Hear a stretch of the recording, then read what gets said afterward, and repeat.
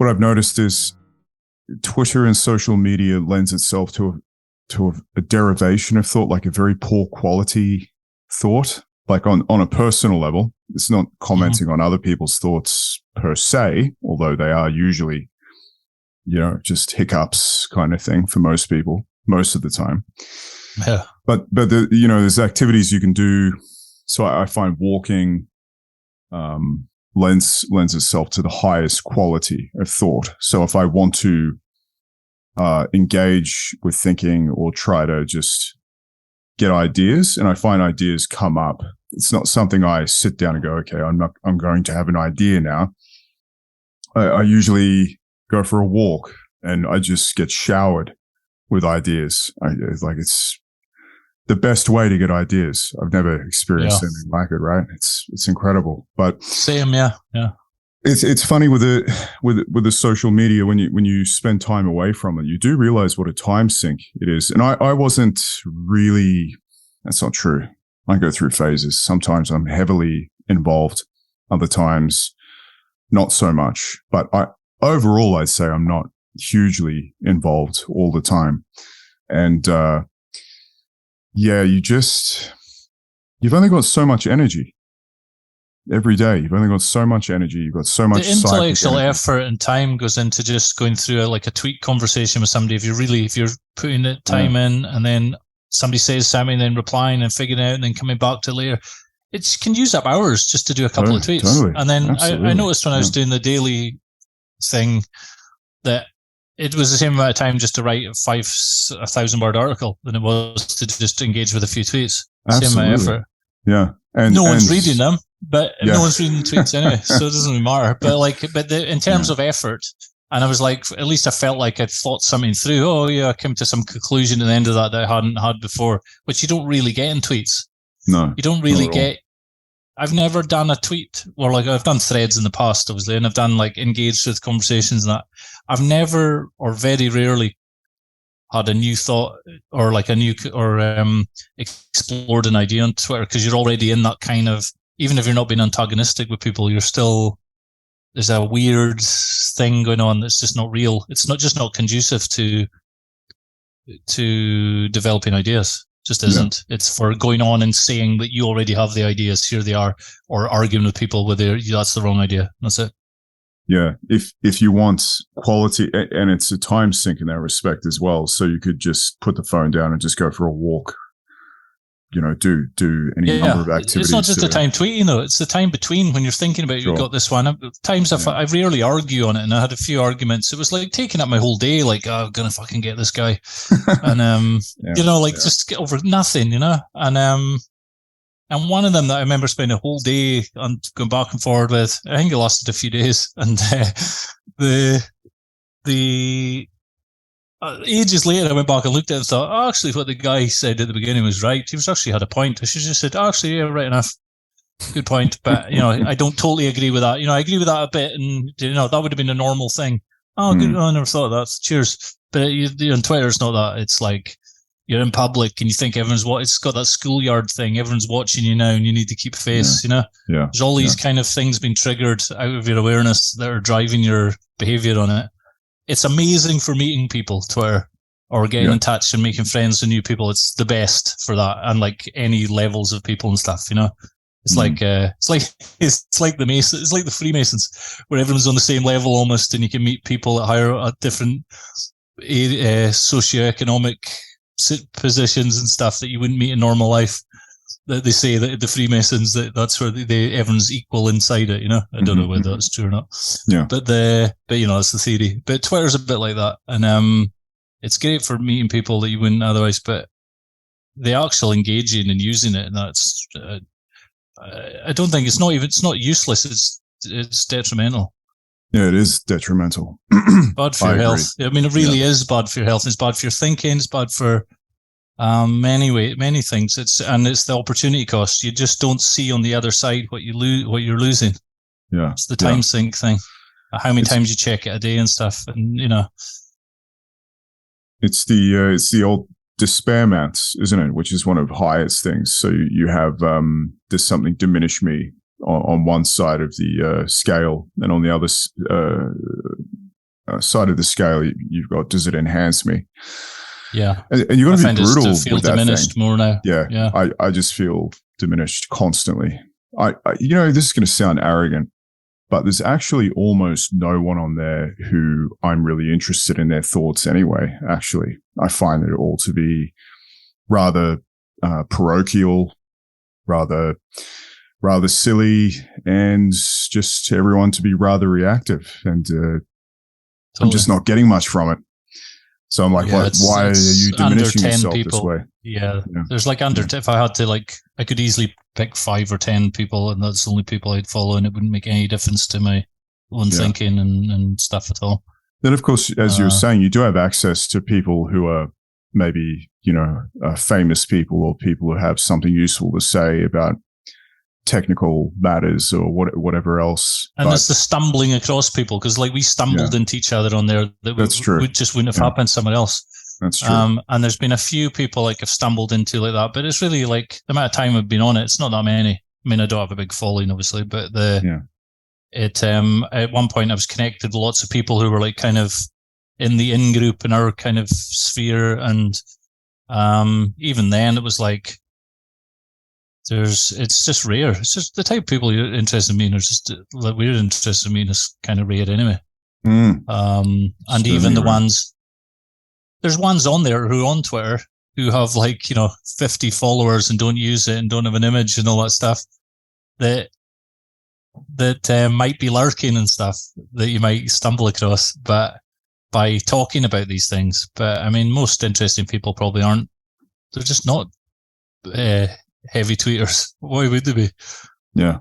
We already it's almost went through a disqualifier. Almost is.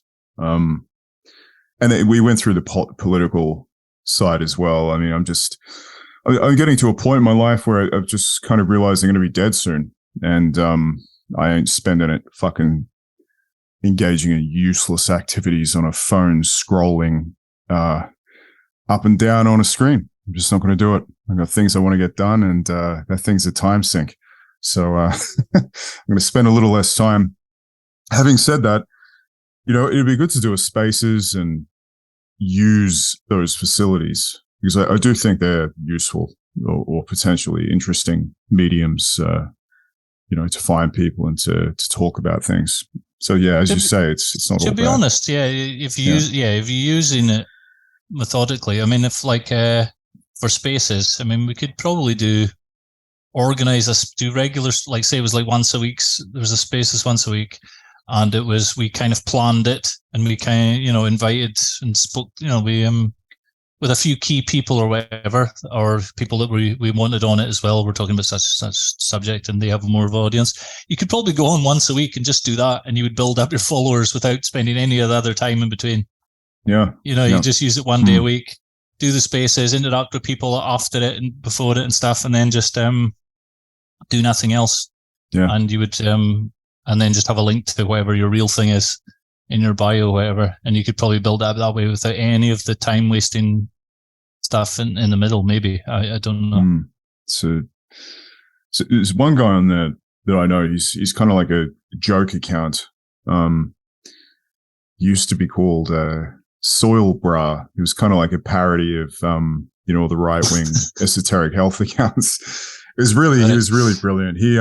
He started with this idiotic thing where he was going around touting the benefits of eating soil. That was his thing, right? He made these comedy clips, and he was really quite good.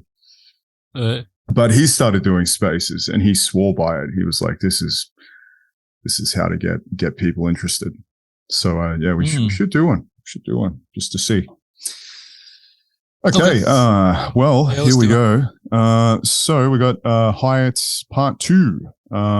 So this was of interest to people, which I found unusual. Kevin and I were just discussing that, which is, we didn't think of all the things we've done so far that Hyatt would be the one that got all the comments and engagement. But there you go.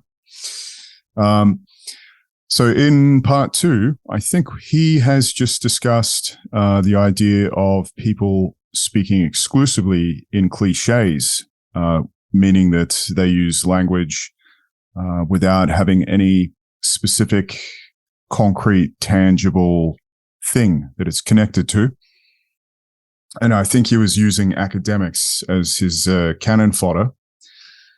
So the next clip, I think, is a continuation of that, but I'm not actually sure what he's going to say, which is probably a good thing. So here we go. They're tied to their world and their goal of perpetuating their gene and their fortunes from one generation to the next. This is the most important thing for them. So what's the connection or correlation between this person you've described and the person we normally think of as creative or an artist or that kind of thing? Do you think there's any correlation between the two? Okay, I'm just going to intercede quickly just to give people context. So he's talking about the interests of billionaires. That was the last thing he was talking about.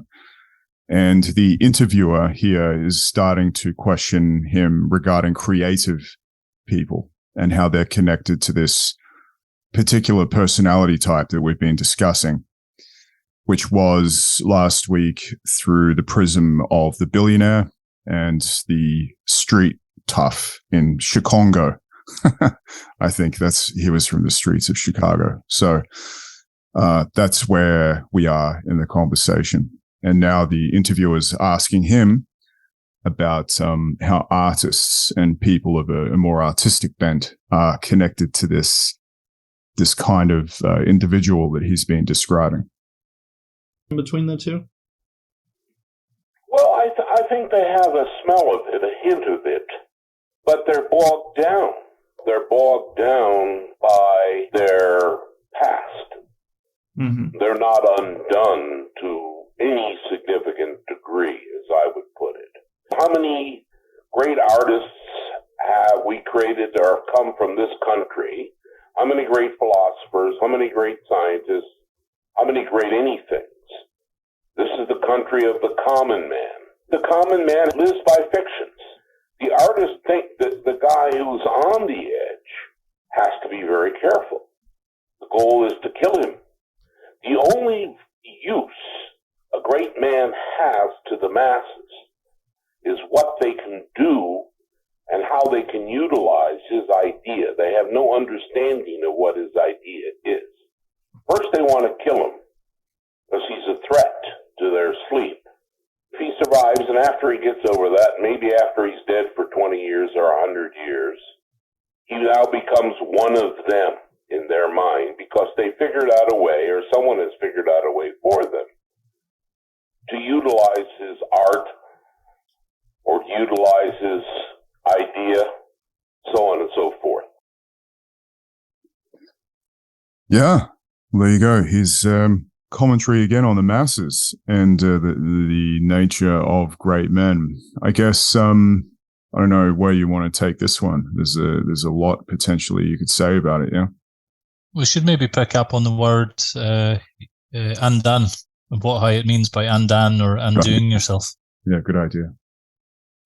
So he's saying that people aren't, the artists or people who could be on the edge or could be great individuals are the ones who struggle because they're not undone yet. And by undone, it's complex, but he basically means they haven't done work on themselves that will unravel all their reactions and habits and personality patterns and all these things that are just a kind of random chance. They're just accident or their upbringing or their genetics. And, so a certain amount of these things can be changed willfully through certain psychophysical techniques. Most things won't change these things on a deeper level, but you can change them. So for someone to be undone is they have to get rid of all those things, which include like very high tension that's blocking you, repetitive thought patterns, so you can't think straight. You're just completely ruled by your emotional reactions, and you're unable to, come up with a plan and follow a plan and be a conscious individual and create things and do things. If you're not undone, you're completely ruled by the social world around you. You're won't do things because you're scared of other people. This was what he talks about very unusual people who actually are on the edge should be scared of other people because the normal people react badly against people who are too different. Although they have a weird relationship with them. They want and need these people, but they also don't really like them that much until they're dead and safe, and then they can make a statue. So for him to be able to do things and create things without being controlled by the social reality and more importantly, not being controlled by your inner reality, to take conscious control of yourself and your own physiology to the levels that you can, which is, requires real work in yourself. If you're unable to, if you haven't done the work in yourself to undo these things, to become undone, as he would say, and one of his most famous books is called Undoing Yourself, and he has techniques for that are based on kind of Reichian therapy and other work to do with work with Israel Regardie and other things involved in it, and that work is a way of breaking through your restrictions and having more freedom, more conscious, not just conscious awareness, but conscious ability to actually do things that you weren't able to do before. And if you're going to do something important in the world, you need to work on these things first, because otherwise you're just a bag of reactions and you're a legend in your own mind coming up with stories about how you're going to change the world or how your tweet storm this week is going to change the political landscape or whatever it happens to be. But really you have to do these things first if you're even going to approach being an individual, never mind a great individual, which is one of the things he's been talking about in the CD, in this interview, is what is it's called an extreme individual. The extreme individual, what's that mean? And how do you go about creating one? Yeah, well said. Yeah, artists, I think specifically people with this bent are naturally marginal types anyway, aren't they? So if you're the kind of person who is an artist, in all likelihood, you're not acculturated in the same way, perhaps, that other people are. This goes beyond political bent and various other things, which I know people are going to get hung up on.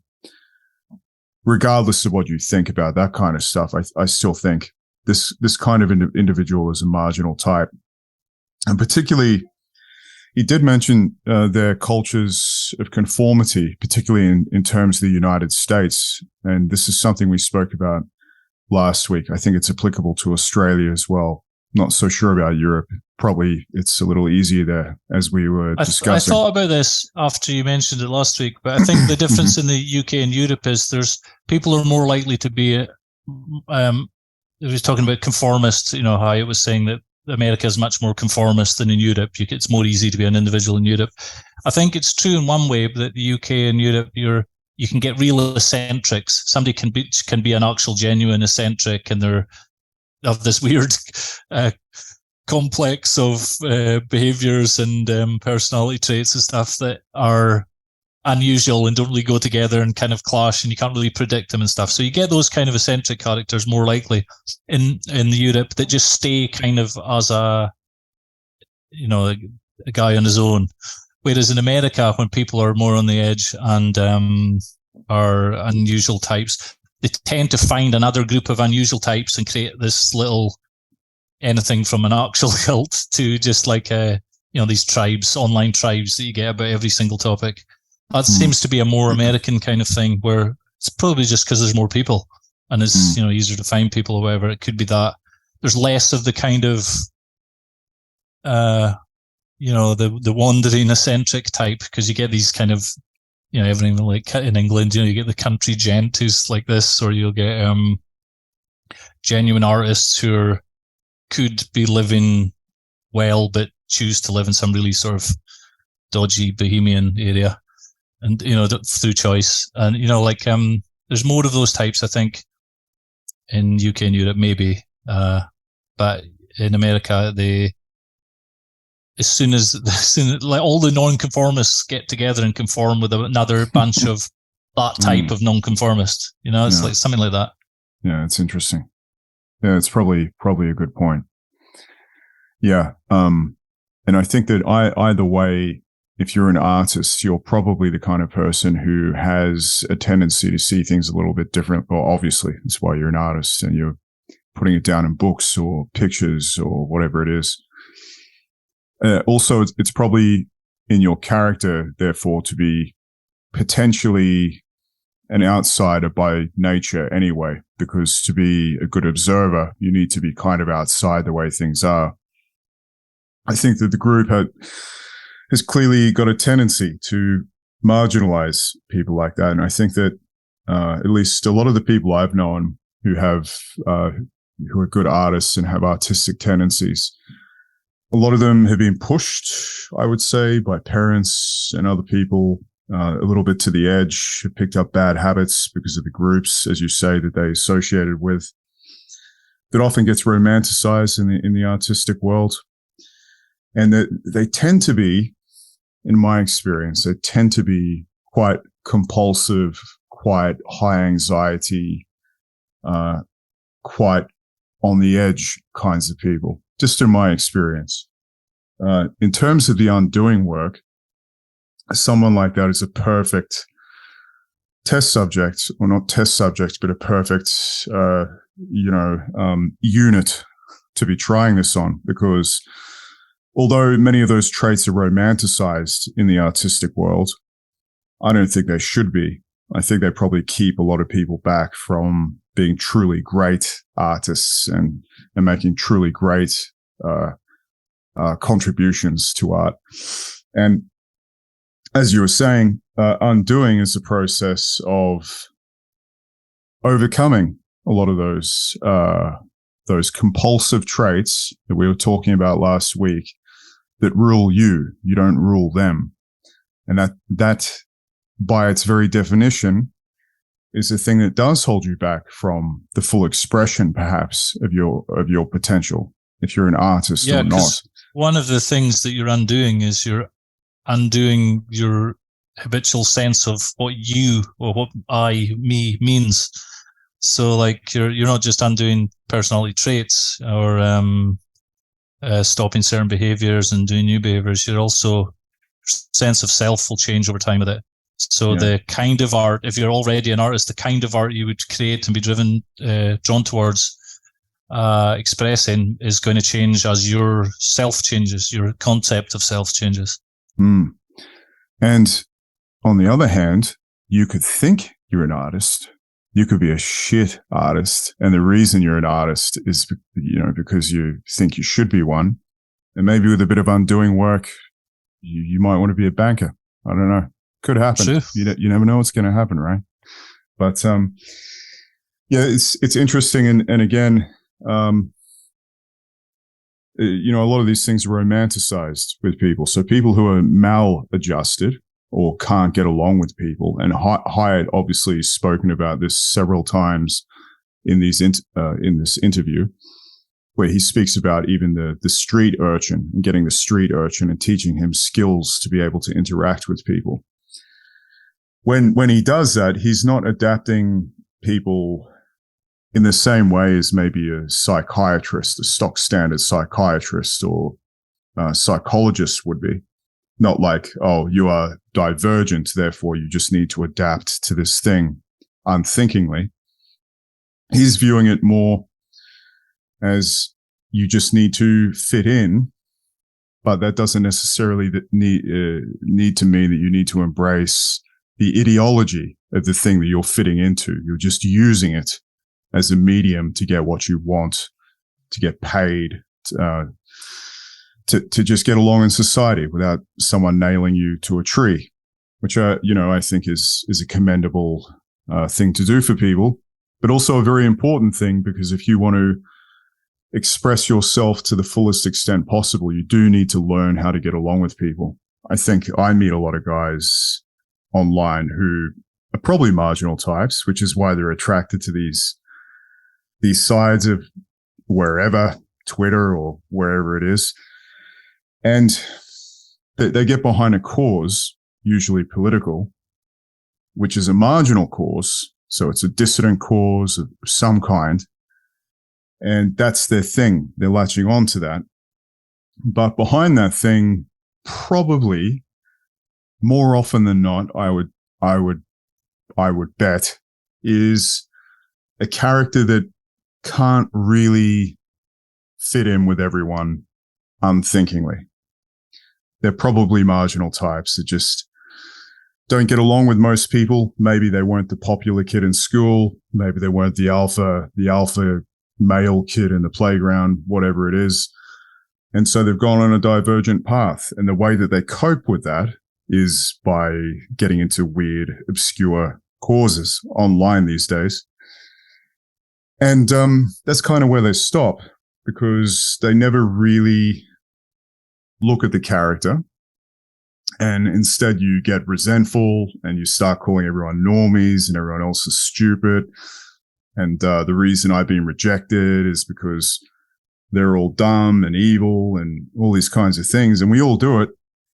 But at the same time, there's nothing per se that is holding you back from having the skills where you can deal with quote unquote, normies or normal people or whatever people disparagingly call them. And very often I find that the worst resentments towards normal people usually just come from a personal deficiency of some kind, that they, you may not be well adapted in a certain way. Maybe it's with women or whatever it is. And instead of looking at that and thinking, well, maybe it's not the women, or maybe it's not this group, maybe it's me. Maybe there's something I got to do about myself. It rather people go towards the resentment angle. So it's a danger being a marginal type, being an artist, being someone who's attracted to marginal things, that you fall into this trap of just being resentful all the time and just getting in your own way and just not bothering to grow and to learn particularly how to just live in society and live with people and deal with people effectively. Which is not to say that you then go and become a normie and you go, I love football and beer. I'm not suggesting that. It's something a little bit more subtle, something a bit deeper. I think the way he described it, I'm just thinking back to an interview I heard once where I think he used a church as an example, because as you know, he wasn't exactly a model Christian citizen. But as a self-experiment, he suggested that you go to a church and, you just hang around people at the church and try to get along with them, even if you're not a Christian. And then at some point, sit there and smile like a shark. And he, I think, humorously wrote, that's the attitude that you got to have most of the time around most people. So you're going through the world consciously, and to do so you need skills, and to be a success you're going to have to deal with normal people. And part of that is getting over yourself or undoing yourself enough where you can have that flexibility of behavior and character. But I think that applies to artists particularly, because they often can't get over themselves. They're often the most tragic egotists. Yes, for artists, they conflate the kind of dark side of the artist, the pain and the anger and all that stuff. They conflate that with their creativeness. So they think that that's the thing that makes them creative, and you need to have this dark side on stars with the drink and drug problems. They think of painters cutting their ears off, whatever it is. That they think that they need some kind of thing like that, so they'll lean into that to try and be more creative, and it works for a while, obviously, because it's getting the energy going. But you're just going to get pulled into the resentment and the anger, and a lot of those people just end up not very good. anxious, drug addicts, no money. Yeah, and there's no evidence that they wouldn't create better things when they weren't on these things. So the argument against this would be, somebody who's very creative when they're on rock star or whatever, is very creative when they're on drugs and whatever, and they're making lots of good music. Then they came off them. They had a couple of years off it, and then now they're making more music, but it's not very good now. That's probably just to do with age. They were making better music when they were young, and it would have been even better without all the shit attached. And they're older now, so it's not as good. Same way as like many mathematicians and stuff have their breakthroughs when they're younger, not when they're older, in general, as far as I know. So yeah, it's very hard for the artist to build into that stuff. And then that's amplified by a lot of the political stuff just now for a lot of the artists, so that they get even farther away from creating, and it just becomes destructive, and you see the results. For a person who isn't that far gone, and doing some kind of psychophysiological work on yourself, whatever methods you use, you'll notice that your creativeness will change. You'll write about different things. Your style will change over time. Some of the things driving you to create may have gone, and you don't want to do whatever you were doing before because it was for some other reason. You were doing that because you're not very good at the guitar. You don't enjoy the guitar, but you thought that was the best way to get girls. You wanted to be a painter because somebody told you paint. You had this idea of this romantic image of painter, your thing, or it's much more common for people to think of guys who are the banker and the business guys who really want to do something artistic. Everyone's used to this idea of the monk who gave up his Ferrari. There's some book called something like that. There's like these people that quit normie life, successful normie life, and then go and do some weird thing. But there's just as many people doing the weird things that shouldn't be. That should just be more normal in the normal sense. That they're not an artist. They're just that's just not who they are, and they're wasting their time. Yeah. And they could be happier doing something else.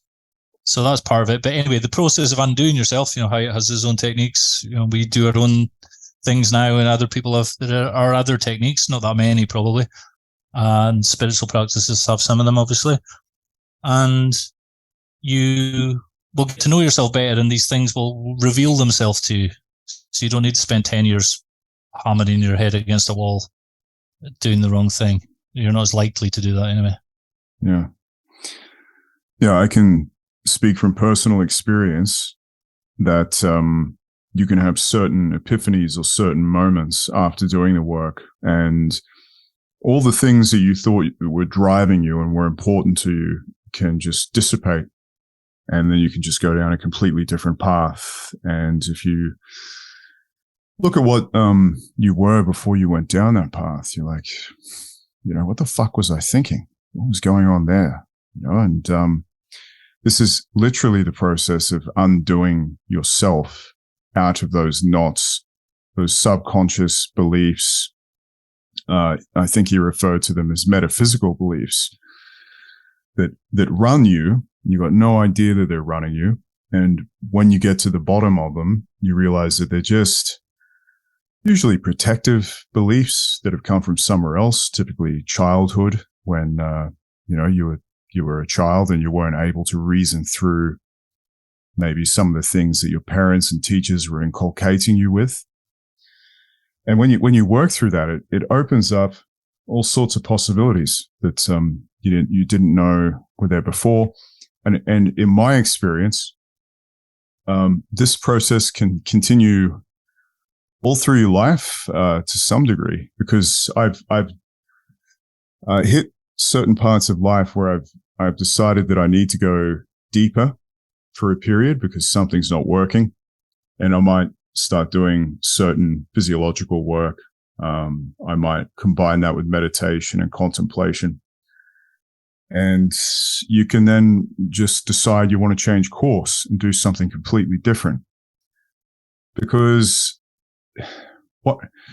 there's a tendency as a human being, I think, to be driven by factors that are outside of your conscious purview, and you can very easily fall into them, even for people who think they're done the work and who think they've reached a certain degree of proficiency in this kind of work, it's very easy to fall into again. So it's kind of like this work is a constant process of pruning off dead wood and dead branches. I think that's the way I view it these days. And it's certainly the way that it's worked in my life. One of the major things is you really want to understand what those beliefs are that are driving you to do something. And they can be very hard to understand.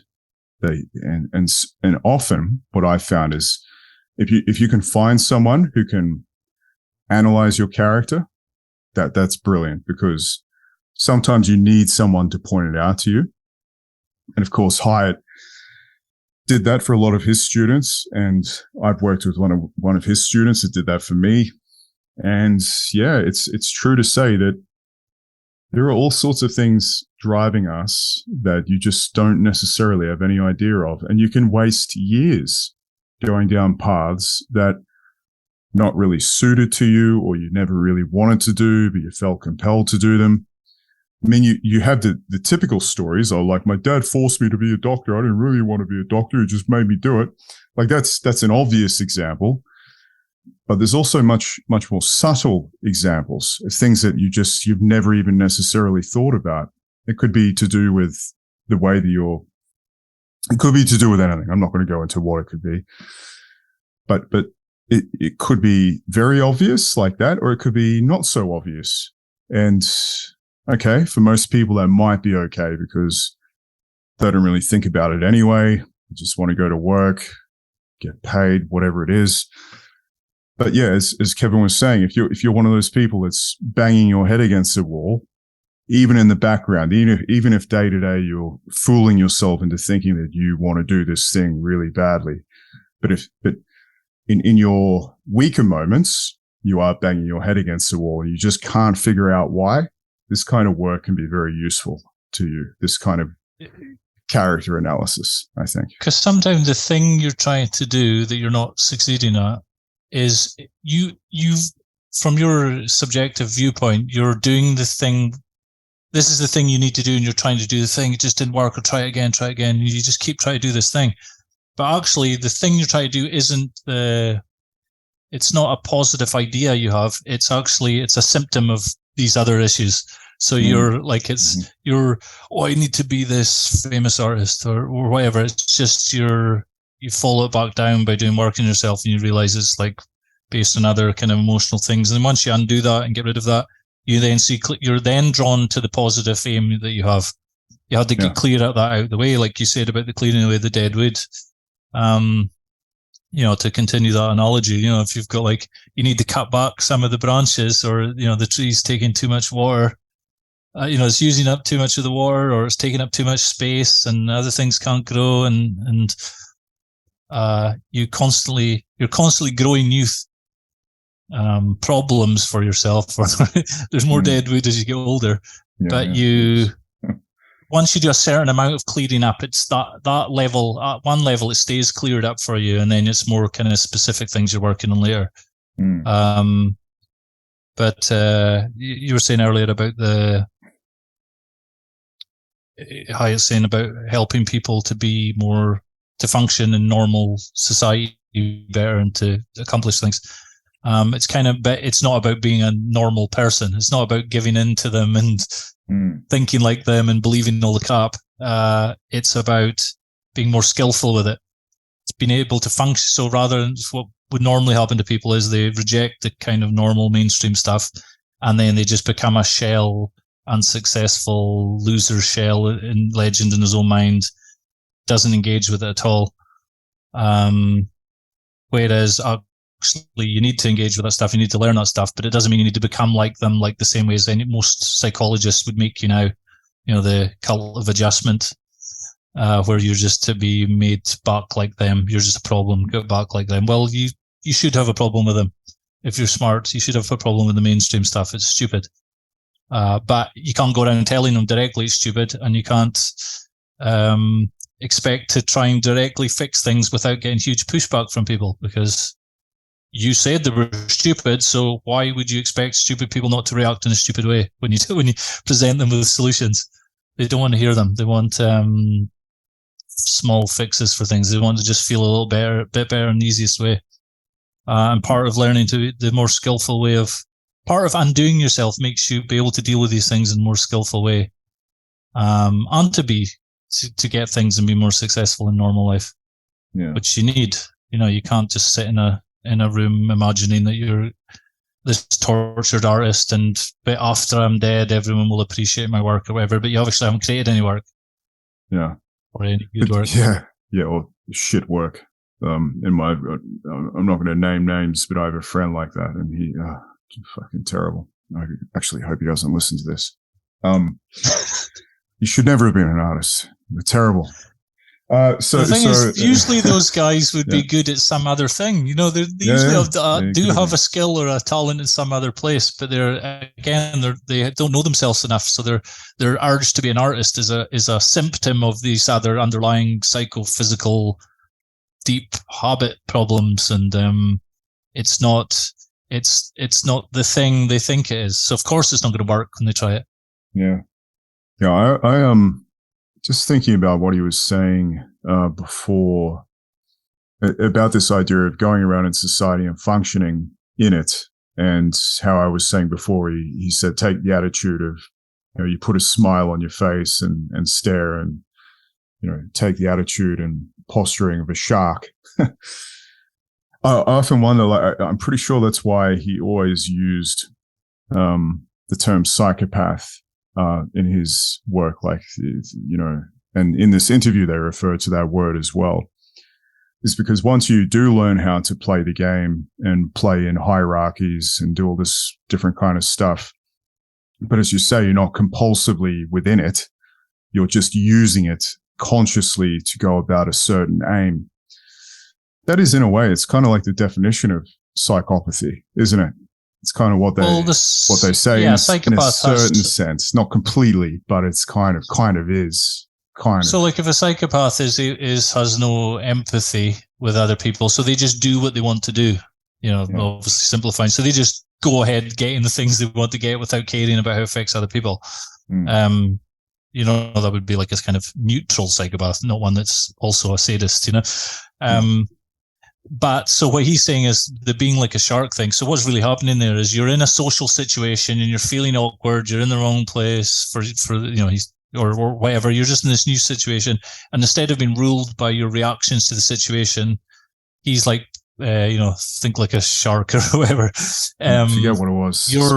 You're being an observer of the situation and observer of your own reactions now. So like the psychopath thing is like it's a gimmick in a way, it's like it's good it's like a marketing thing on a meme, or it's just like just a you're saying he was a proto edgelord. He was like the proto edgelord. Yeah, I would say so. Yeah, I mean, especially if you read some of the aphorisms in the book "To Lie Is Human," would be like they'd be like big tweets back in the day. Yeah. So like a lot of it is just about that, creating that conscious part of you that's aware, that's can be aware and see situations as they're happening, but not just in a complete detached guy sitting at the edge of the road in a like I'm totally detached from life, so I just sit here and beg for food thing. It's actually in a way where you're actually still engaging and behaving in the world. So I think a lot of the things about the shark and that, it's just him having kind of extreme, over-the-top examples of things that are actually quite boring. Learn how to be aware of yourself in a situation and to do things even though you feel a bit awkward, to do the thing, to be able to reason out what it is you want to do and to do those actions you need to get that goal while feeling awkward at the same time and being in weird situations and not being reactive, not being a victim of your reactions to the situations. Yeah. So like he even has one of his techniques on the CDs is called de-victimization. And I always wondered why it was called that, because it's about going through the personality disorders symptoms, and you go through all the symptoms, and then you take them, you imagine them in yourself of how you're each of those things, and then everyone will be like a collection of them, and everybody's more like some of the personality disorders, the DSM manual. Blah, blah, blah. Yeah. So what's the victim? You're a victim of your reactions. So these are things that just happen to you for whatever reason, but there's a little part of you, a little conscious part that can, the shark part that can go, oh, okay, these things are happening. I can do my own thing anyway, and I can do actions in a cold way. So you're just doing the things that need to be done, but you're really being cold to yourself. It's not a sadistic thing. You're being cold to yourself by not giving those reactions as much say over you as they used to. So you're no longer the victim of your own reactions. Yeah. So like to go back to the extreme individual and the hyper successful people and the self-made billionaires, is what he's more talking about, not the, guy who just gets all from daddy. Yeah. Those guys have by nature are a little bit more like this anyway, or have figured out how to be more like this, or have some kind of mental tools they use to overcome their own fears and things, and to get done what they want to do, but also be able to function in society without being shut down too quick. I mean, you see a lot of this now. You see them prodding and trying things for good and bad, seeing what they can get away with, and then trying the next thing. They know what they're doing. They're being sharks. But it doesn't mean that they have no emotions or no empathy necessarily. Some of them don't seem to. But they have their own things that are driving them like everybody else. But they either luck of the draw, they're more undone, or just pure luck, right place, right time, or they actually have this self-control ability or developed it through some kind of work on themselves, that they make things happen in the world rather than sitting in the room pretending to be an artist. Yeah, and that's true. And Hyatt was, he was interested in the marginal type, clearly. And as he was saying, some of those marginal types are messed up kinds of people. And I always thought, what constitutes a messed up kind of person is that they're usually introspective, and they usually ruminate on themselves. They usually have levels of dissatisfaction, and potentially, that's quite powerful, because normal people don't have that. And if you can be taught how to turn that introspection towards something expansive, personally expansive, and to be taught skills and various other things, it's that ability to, I think he described it as something else fairly cringe, to be a mutant, to be a mutant kind of person. That it's that awareness, I guess you could call it, that kind of ability to take a step back, that initially you've taken a step back from yourself and your self-loathing, and you're looking at yourself, or whatever that thing is, whatever that light is that with learning these skills and learning these techniques, you can turn that to be actually quite powerful and something that is, beyond what the normal person tends to have access to with the right work. So within that milieu of the maladjusted kind of person, potentially, if you're one of those people listening to this, don't lose all hope at all. It can be something that can be used, to a lot of benefit, potentially, if you have the right teacher and the right person showing you how. And, a lot of the people I came across over the years that were attracted to Hyatt's work, they were very often like that. And, knowing some of the stories of some of his students who were that way, and hearing some of the stories that they told me, and particularly, pardon me, the stories of what they went on to do later in life, often coming from hard backgrounds, there's always hope. Trust me, there's always hope. You just need to turn that power to good instead of evil. I mean, there's a section of marginal types or the tortured artist type. A segment of them aren't losers. They're just dysfunctional just now. Yeah, they're just not functioning correctly just now, and they just need techniques or mentors or help or whatever. And I mean this is the only people who be interested in work like Hyatt's or interested in like the work that we do, or even listening to this podcast. There must be some that must describe the person slightly. It certainly described me at one point. Yeah. And and then so like it's not like if you were already a well-functioning, great and extreme individual, creative and all those things by nature, you wouldn't need to do any of this work. You'd be doing the thing. Yeah. So this is already for kind of not broken people, but dysfunctional people in a sense. But in one sense, but not completely dysfunctional. I don't know. There's no really words to describe this. I can't think of a word to describe it, but kind of like it's a small amount of the marginal types are like this, and that's kind of who we're talking to here, and that's because that's where we are, who we are, I think, and. I suppose that's what we're doing. We're trying to point people towards things. If you're like that, we're trying to point you towards things that have worked for us or might work for you or are worth looking at, and to realize that the choice isn't either totally disengage and pretend it's all not real, or adjust and become one of them. You don't need to. It's not either of those. There is a kind of third way. It's also I'll just add to that very quickly before we go on to the next section. It's about becoming a well-rounded person, because I can attest to the fact that in my day-to-day business life, over the last so many years, I've met a lot of people. And I've met a lot of very, very successful people in all sorts of avenues of knowledge.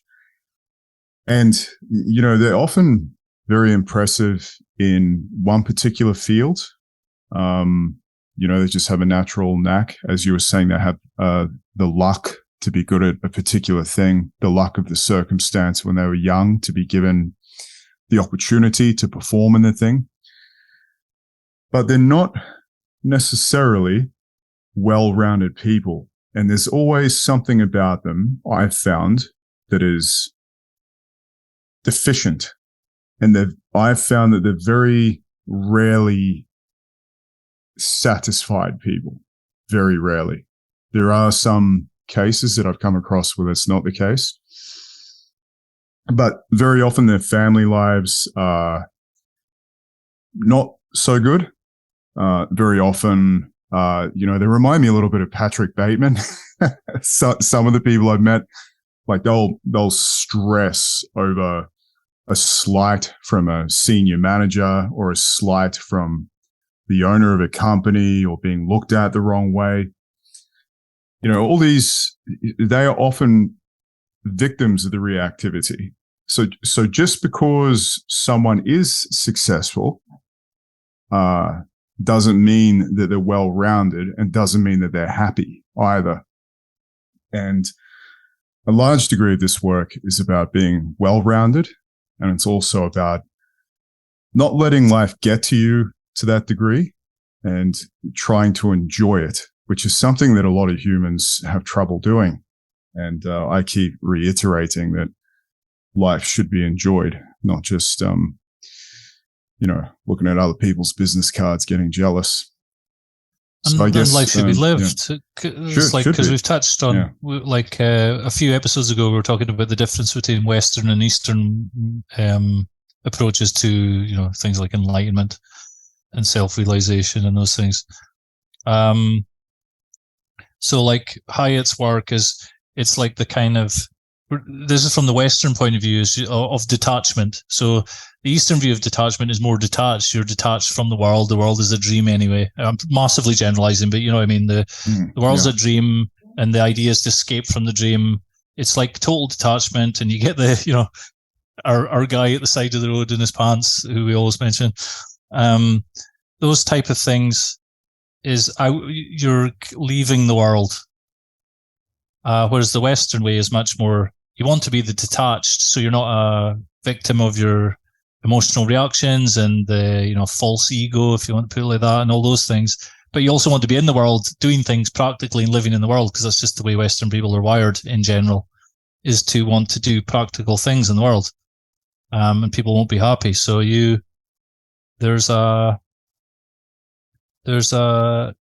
so when he talks, Hyatt's talking about being the shark and stuff, it's the detachment in amidst of the chaos of emotions and things like that. But it's not about getting rid of all the emotions. A lot of Western people attracted to Eastern stuff are trying to escape from bad emotions. A lot of the draw of it is they just want to feel better. So the whole mindset from the beginning is how to get away from the emotions, Hyatt isn't like that at all. He's free up the energies in the organism, and then you'll experience all the big emotions more purely in more extreme ways, but while also functioning in the world and able to do things. You're wanting both. It's harder to do, but that's always what interested me in Hyatt's work, was that point of view. And it ties in a little bit to you said about a lot of the successful people aren't satisfied. So like, because their lives aren't really going well, they're a shambles in different areas and stuff. That's common, obviously. But there is like the ones who are functioning well, there's a sort of unsatisfaction that they have, like a functioning one would have. But it's more like striving. They're all striving to the next thing, and they want to create the next thing, that kind of drive forward. It's not the same as being unsatisfied. It's not the same as having a shambles, unsatisfied life around you. It's just they're moving towards the next thing. It's kind of, it's more complex to think of. It's not quite the same thing.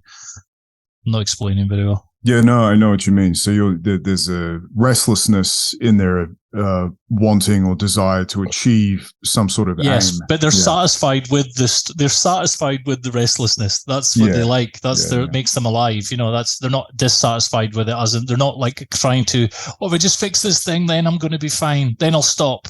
A real creative, successful type isn't like that. They're always going to be doing the next thing until they die. They're not going to retire. They just don't. That's not how they think. No. So they're satisfied in their unsatisfaction, or unsatisfied. They're satisfied with their striving, whereas a lot of the other successful ones, they're completely unhappy. They've forced themselves into one little niche to get good at, to get successful, and then they're just not well rounded at all. And that a lot of that does go back to things like, if you haven't done the work in yourself to reintegrate what you think of as your mind and what you think of as your body. That's underneath these things. So how are you going to be a well-rounded individual if you haven't even rounded together your own sense of self yet? You're bound to be fragmented in your life if you're fragmented in yourself. It's guaranteed. They're all good points. I guess you hear, it's cliche, isn't it? We don't want to talk in cliches, but it's like those people that are on their deathbed and they work their whole life and they're sitting there about to die, and they're like, what the hell just happened? You don't want to end up in that situation. You want to be coherent and conscious in what you're doing, because that's part of living well, I think, is having that self-directed, self-defined way of interacting with what you're doing in the world.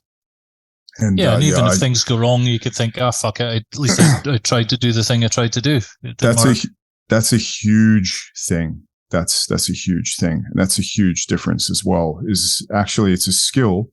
And I know what you're saying about this, like, I guess your Elon Musk type people that are just like, fucking, I've just got to keep doing this. So, I'm happy in the ability to keep doing this. But, a lot of people don't play well and they get their feelings hurt if something doesn't work out. So, a big part of it is just being able to not give a shit what happens, just go, oh, well, didn't work. Time to move on and do something different. Which, lots of people can't do. They get their ego hurt and,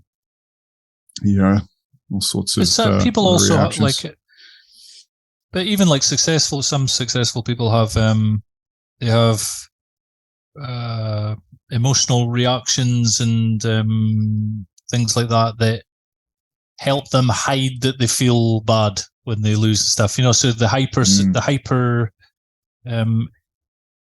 competitive type, it's all about the win.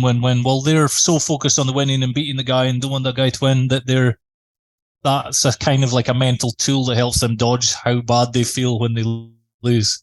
It's like, so they've kind of tricked themselves, but that's not really it's not really healthy. That has all sorts of side effects. If they do that, they might get the money in that, and they do, but then they're just fixated on the number and they become obsessive. They're not well-rounded in that sense. So like, you can, with the right set of emotional habits, reactions, and personality disorders, you can be really successful in certain ways.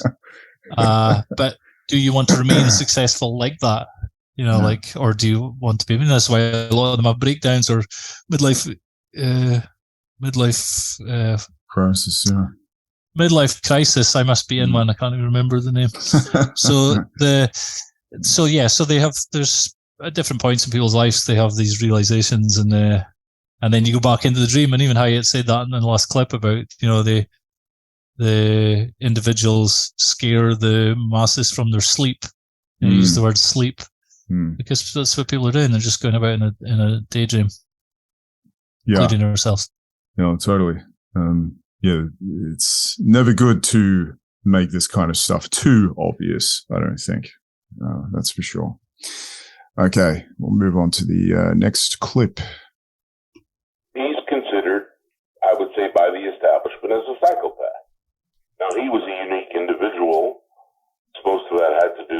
Sorry, this is, they're talking about Tim Leary now, just for context. So Tim Leary being the famous, what was it, Tune In, Dropout, whatever his thing was. The LSD, 60s LSD guru, then became a early sort of pro-computer cyberspace kind of guy.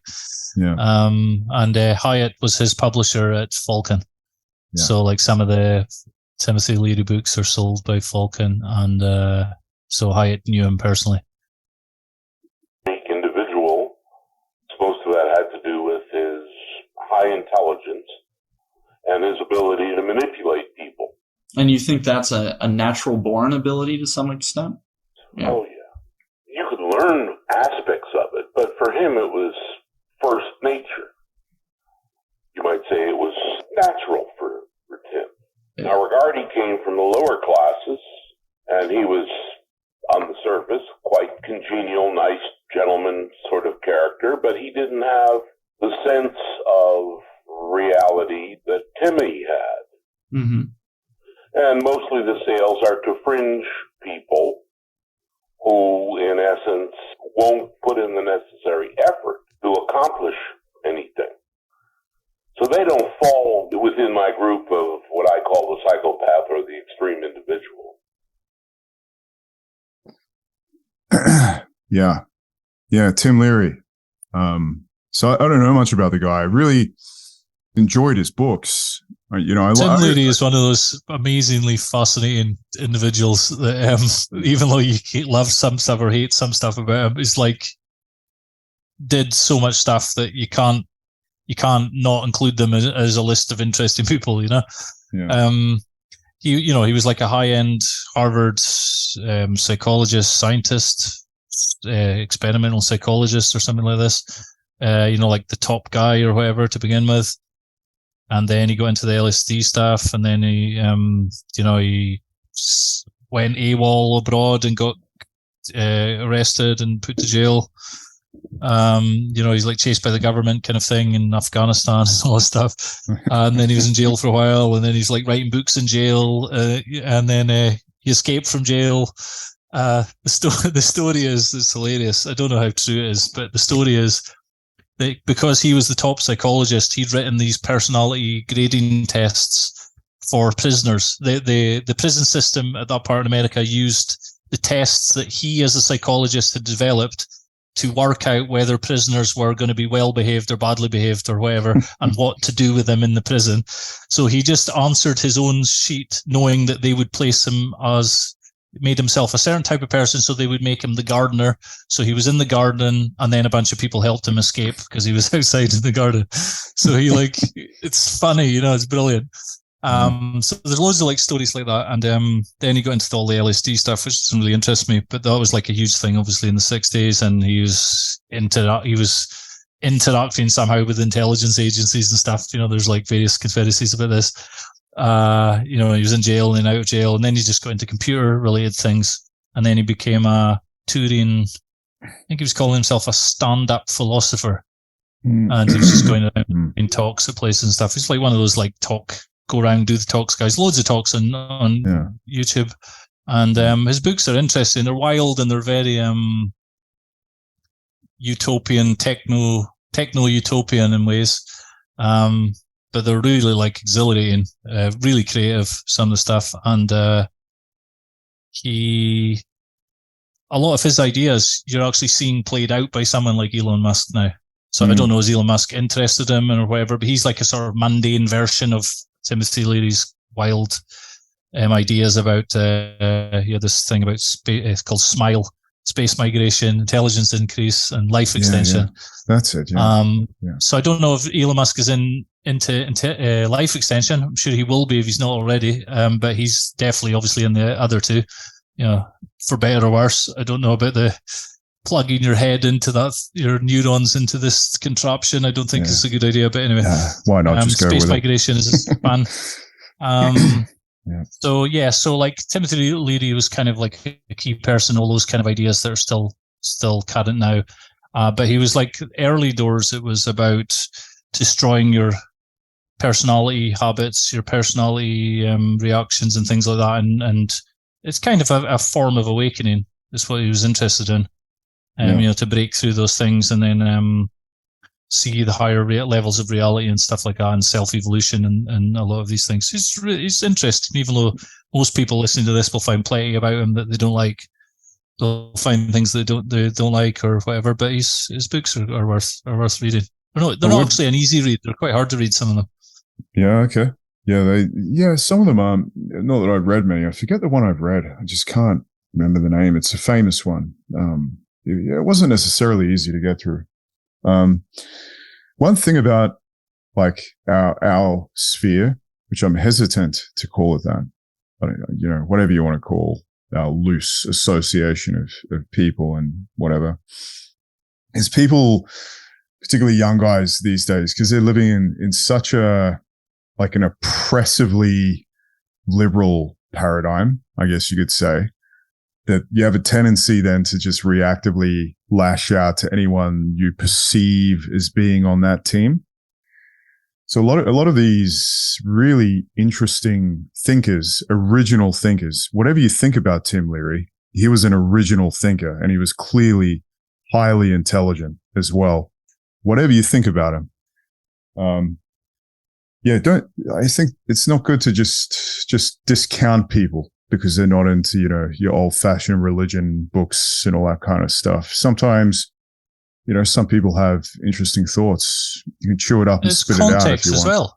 Yeah. Someone like Tim Leary he was 1950s America. You're coming out like a academic, that type person.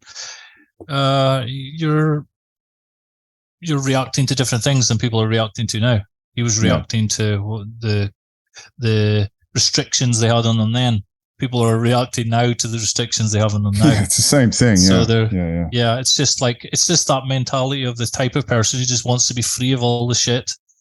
They want to do their own thing, and they just find all things restricting them. It's often outside, but it's more often things internally that's restricting them, which is what we've been talking about and what undoing means and all those things. And they're just wanting more freedom, more to create more things, just because it's just their nature almost.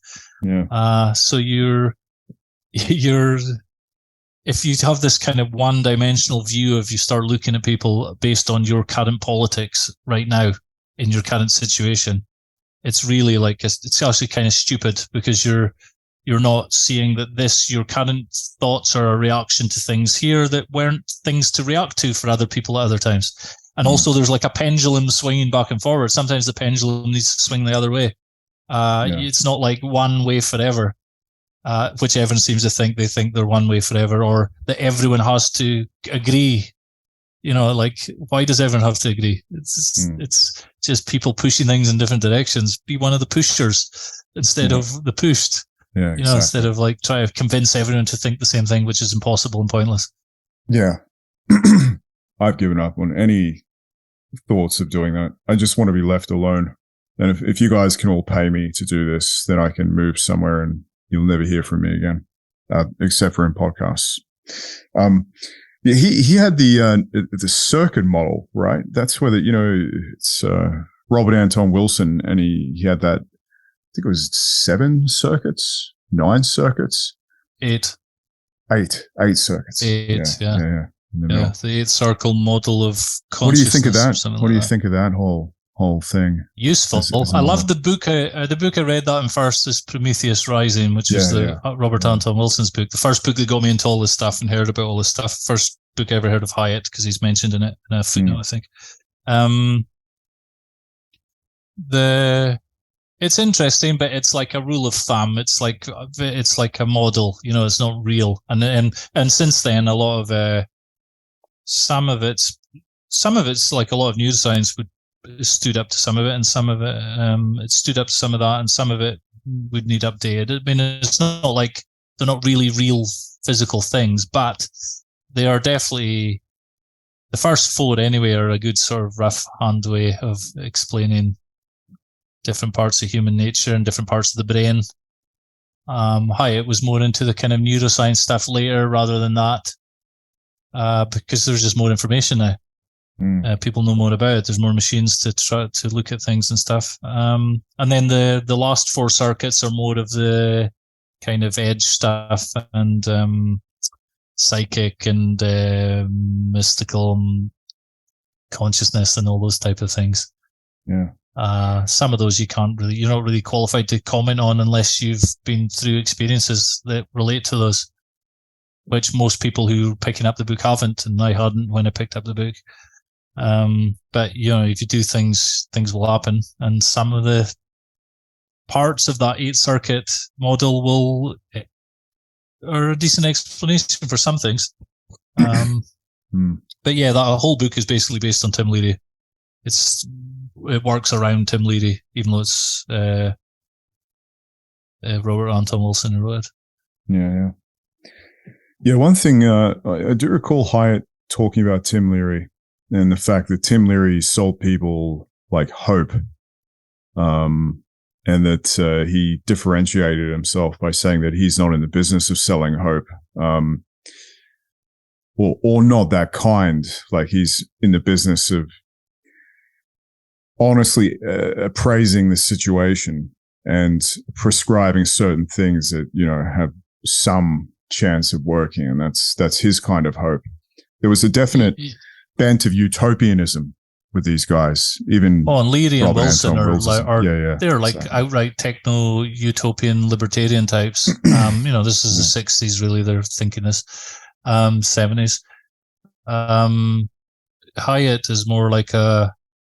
He's like a sort of, he's not got that utopian. Not at all.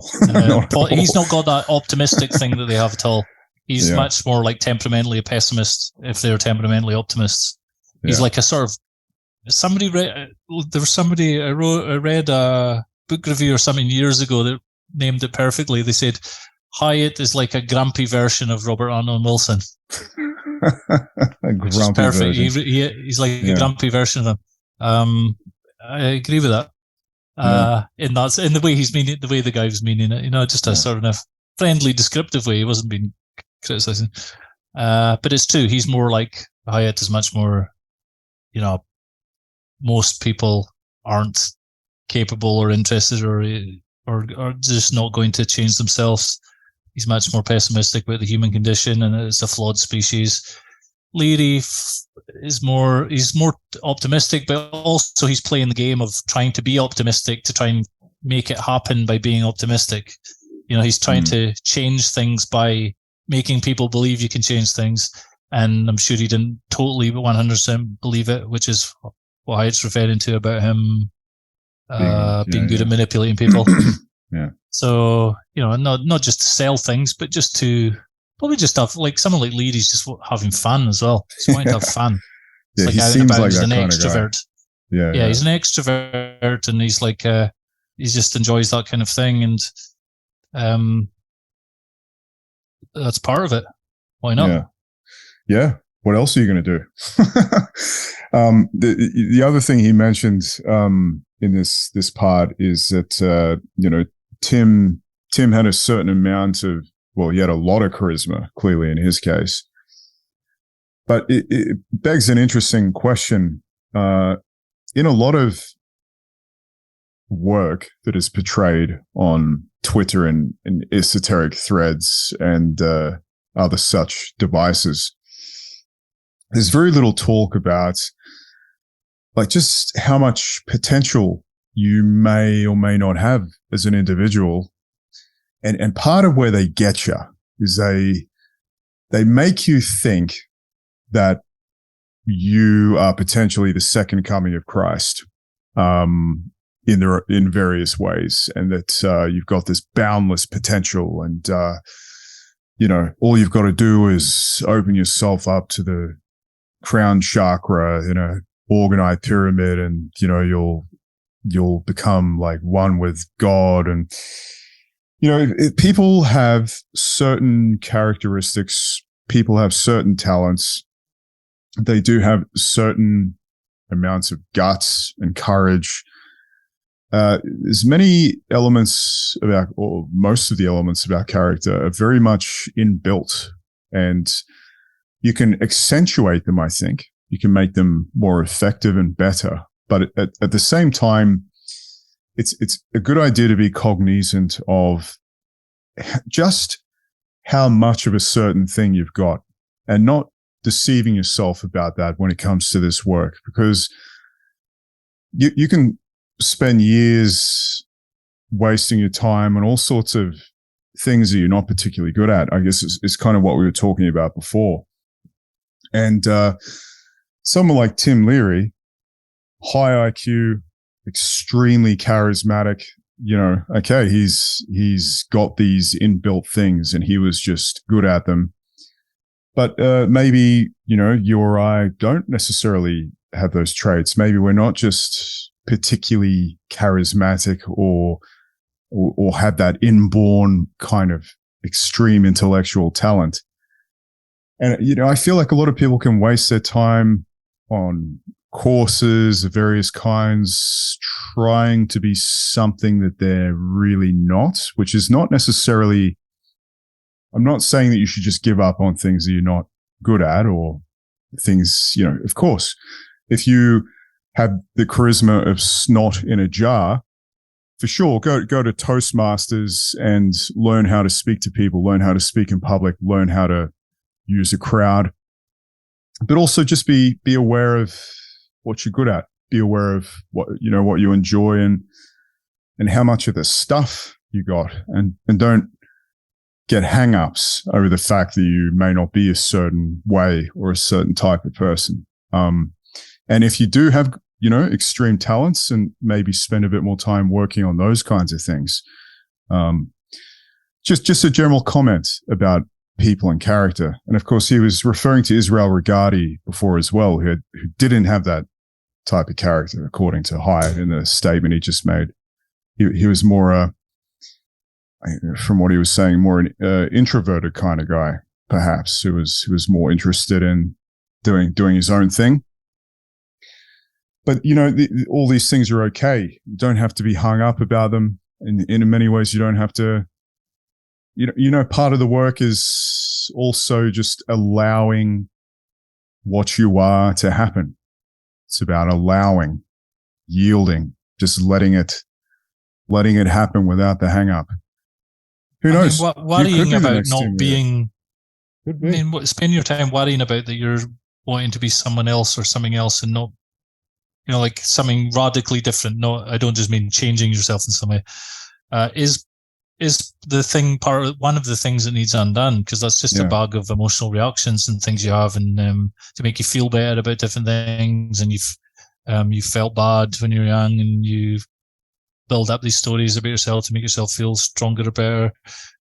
They feel like they're enhancing you in the moment, but actually overall they're actually diminishing you little by little every time you do these things. You tell these lies, delusions to yourself. And part of Hyatt's thing is learning to tell useful lies consciously about yourself and to yourself. I don't mean lie. I don't mean making up a story on your resume. I mean, like you understanding that language is just models about the way things are, and you're using them for practical reasons. See if you accomplish things, and then you can drop them and move on to the next thing, rather than becoming a victim of your old thoughts, which people become. They're just a victim of their old thoughts, a victim of their old feelings, a victim of their old situations. They're just playing out a repetition of trying to solve some problem they had when they were young. Don't even realize they're doing it. And then until you do some kind of work on yourself, and then you'll go through a phase where it's catastrophic almost. You feel like everything's falling apart, and you don't know who you are, and everything's going wrong, and things become a shambles. Your personal life becomes a shambles, as it would usually, because you're probably in the wrong relationship because you don't know yourself. You're probably in the wrong situation, the wrong job because you don't know yourself. You know, all these things. So it's bound to break up and be a shambles when you start getting to know yourself. It's just will happen. But for you, the person, the guy in the room who's young and doesn't know other people who've been through these things, then if you're not inside a tradition where they take account of these things or whatever that makes sense of it for you, you need to hear from someone that's been through this before and try and figure out, know that it's normal, and then try and figure out ways through it and find the right techniques you need. Yeah. So yeah, but like as we said, however many episodes ago, that there's one of the pros of being in a tradition is they take account of these things, and they know that there's stages people go through, but there's plenty of downsides of being trapped in a tradition. And the type of person who's interested in being free of restrictions and becoming an extreme individual in these things is not likely to be the sort of person who's a true believer in a tradition. Yeah, totally. Even if they like the idea of tradition and ancient wisdom and all these things, you're still kind of LARPing a bit to make yourself do it. But that might work for some people. You're using it as a mental tool. I'm going to make myself believe this thing or act like I believe this thing for long enough to change myself. And then I'll just drop it and do something else later. Taking the, but, or not, like you see people struggle with this all the time. Yeah. Yeah. And, as you always say, a lot of, what we are is very much hardwired or built in. And, maybe there's nothing that's particularly special about you. It's like, I don't think I have anything particularly, special. Like if I look at a character like Tim Leary or someone that has that quite amazing talent and charisma, and then evaluate myself, well, I'm not quite honestly not even in the same ballpark, but that's okay. Because, the main purpose of the work is overcoming yourself. And that's the key to it. And as I always say, just be wary of people that have easy answers online. Be wary. But then you become you get that comparison between yourself and like an imaginary version of yourself, or the comparison between yourself and other people and stuff. Those things are things that fall away once you work on yourself and you undo yourself. So I would say whatever techniques you're using, they gradually fall away, and you're just left with you wanting. And then if you're healthy, you're wanting to make you better in a real way. What can I improve now? What can I do? What is my actual weaknesses? What are just things I'm not good at and aren't worth wasting time with? What are my actual talents? And you're not bothered that you're not more talented. You just want to make the most of the one you have. It doesn't mean you're not striving to be better. It just means you're not living in this fantasy world of comparing, which is really just another trick your mind is doing to stop you doing anything. Oh, well, I'm not going to be as rich as him, so what's the point? Oh, I'm not going to be as good a painter as that guy, so what's the point in learning doing this now? I just want to be a concert pianist. I don't want to actually do any scales or whatever. It's like this. People have these imaginary delusions. It's just all like a dysfunctional imagination, When your real imagination should be, okay, I want this thing to happen. How are some ways it could happen? I could do these things. And then you're moving about there's different moving parts in your mind, and you figure out, well, if you simulate, well, maybe this way, this would happen, that would happen. Okay, I'll try this. Okay, that didn't work. I'll change this. That's what you should be using your imagination for. And it's very like practical and grounded. It's not like you don't have to dream up grand schemes. It's usually quite obvious the thing you need to do. Yeah. Next, you know? Yeah, But totally. you usually don't really want to do it. This is again the point of self-control and detachment. You have to go and discipline. Oh, okay, I have to. Yeah. Of course, I don't want to do it because I'm the way I am now. I wouldn't need to do this thing if I already wanted to do it. Do you know what I mean? It's like, it's when you realize that it's obvious. Well, of course, I'm not going to feel like going it. Of course, I'm going to go join the martial arts gym. And when I get to, or I'm going to go to join, I'm going to get to the door and I'm going to walk downstairs and then I'm just going to turn back and not do it because I felt awkward at the last minute. And then years later, I decide to go. This is something I did, by the way, a long time ago. So when I was younger, and of course you're going to feel like that when you go and do something new. That's the point. The reason I needed to go was because I felt like that. So to go there thinking you're not going to feel like that is a delusion. You know, it's just imagination. There's not anything. You know, it's not like. I was gonna say it's not as if someone's going to attack you. Well, they actually are. You're going to go and learn to attack and be attacked. But you know what I mean. It's not like anything out of control is going to happen, and that's the point you're going. So, you just that type of thing. I just kind of realized as I got older. I think just the amount of times I made fuck ups and the amount of times I did things like that. I sort of started to see my own pattern. But I don't think if I hadn't been working on psychophysical practices in general to be breaking apart these tensions and habits and things, I don't think I would have been so quick to see the pattern. I might have been the guy on the deathbed going, "Oh, my whole life I've been doing da-da-da." You know, so like it's just what stage in your life do you realize the da-da-da? You know, you can realize the da-da-da when you're young or when you're old. So it's just starting out. Oh, but if I'd only started 20 years ago, I'd be so... Well, yes, but start now. It's always the same. It is. Yeah. It is what it is. Yeah, they're all excellent points. I was thinking just quickly before we go on the connect, we've gone through the connections between the physiological work and character change and maybe why some of these things happen. But, I was thinking about it, where I'm at with my own work. It really just seems as if the ability to sit there and not be tensed, not be contracted, and just be receptive, it frees up the ability even to think about character, your own character and the things your patterns and various other things. It's like that state of just being a bit looser just kind of opens you up to being able to see it. Does that make sense, or am I sounding like an insane person? Because that seems to be the mechanism that's going. You need to create a gap between the stimulus and the response, because otherwise, if you're just immediately reacting to every single thing that happens, there's no time for you to even contemplate anything like this, because you just have no time. You're doing the next thing. You're reacting. You're getting emotionally driven by some other thing. You're being manipulated by people without realizing it. You're getting angry. You're getting sad. You're like, everything's just happening to you. And you're a victim of all these things. Yeah.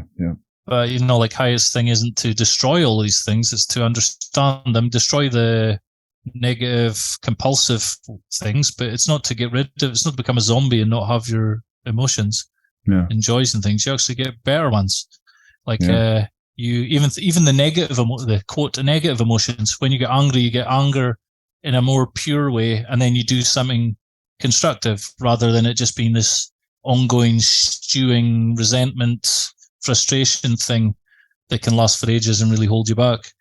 It's more just comes out and then it's gone. And you like, I'm angry about this thing, and it's usually, if you're more undone, it's more likely to be a rational reason why you're angry at something. So then there is something to be done about it. You're not just seething in resentment at a guy on the internet. Yeah. And beware of people that act as if they don't get angry. Or who were you giving a hard time last week? Was it Eckhart Tolle? Beware of people like that, because as we were saying that just because you forget those reactive emotions, so that the emotions that are coming up from your limbic system, doesn't mean they're going to forget you. It's still going to happen, but the key is how you deal with them. And as you were just saying now, that's the key to it all. Okay, I guess we'll just play the next clip.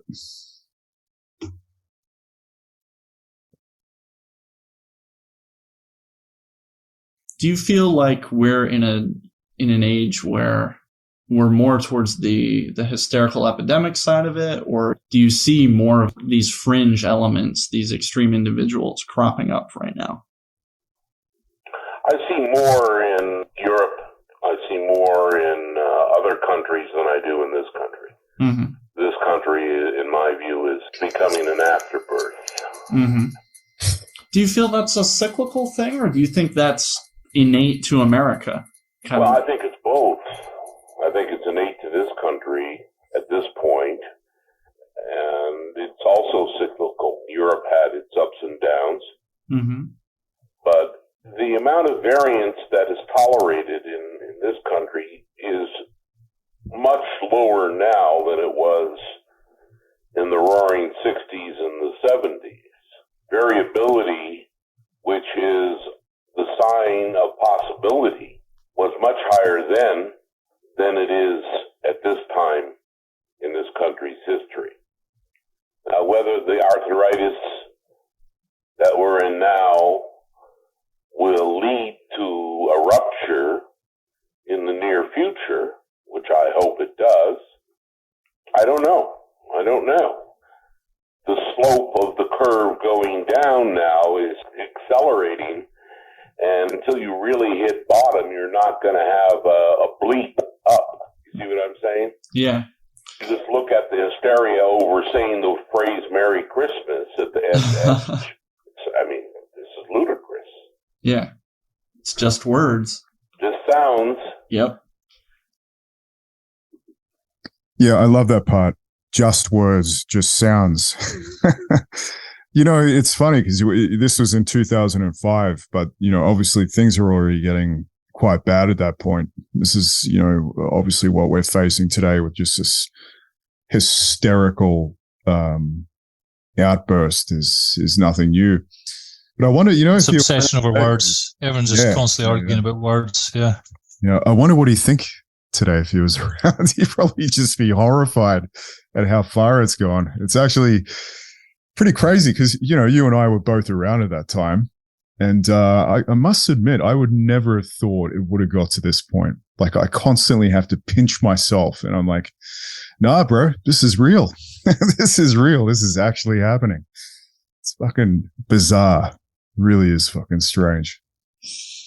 Yeah, all this kind of thing, I thought was like 50 years away, not 10 years away. Yeah, it's happening quick. At that point, it was like kicking up 10 years. Yes, 10 years after that interview is when everything started to kick off, roughly. So, I didn't expect that at all. I thought this kind of thing would happen eventually and there'd be some kind of split in America and that bit. And Hyatt mentioned stuff about this before, about the different types splitting off, but I really didn't expect it to be so quick. Yeah. And for so many things to be inverted and like back to front and upside down, it's wild. Yeah. Yeah. It really is wild. One thing he mentioned there was variability as a sign of possibility. I like this very much. There's some scientists out there that I like listening to, particularly this guy called Edward Dutton. And he speaks about, you may have heard of him. He's got a channel called The Jolly Heretic. And he talks about genetics and evolution. And he's got this theory of the spiteful mutant, which is someone that goes around and, deliberately subverts the herd. Kind of like, I guess, he always makes the equivalency to, the modern liberal kind of thing. And that's his example of the spiteful mutant. But I find like a lot of these guys, when they talk about their evolutionary theories and they put people into those buckets, which may well be true from a certain point, I can't help but feel that I just don't think that nature has the same emphasis on good and bad that they do.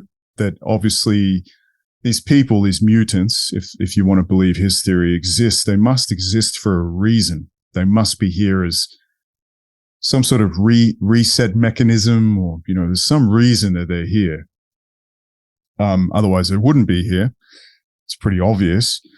But this is a general theme. And I don't think that Hyatt his extreme individual was a version of the same thing that this guy's talking about.